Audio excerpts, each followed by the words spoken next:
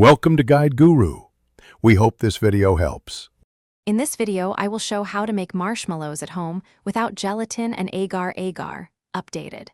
Start by gathering all ingredients and tools so you can work quickly once the syrup reaches temperature. Measure carefully and read each step before you begin.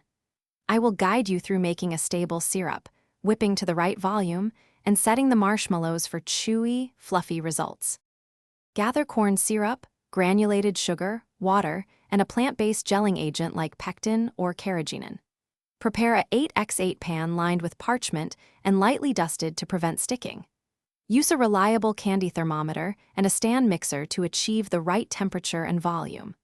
I will explain exact timings, how to avoid crystallization, and how to fold and flavor gently. Begin by dissolving sugar in water and adding corn syrup, then heat to the recommended candy temperature. While syrup heats, bloom your chosen plant gelling agent in cold liquid.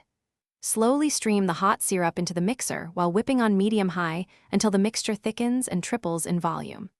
Fold and flavor, transfer to the pan, and let the marshmallows set undisturbed for several hours for best texture and clean cuts. Thanks for watching. Consider subscribing if we helped you today.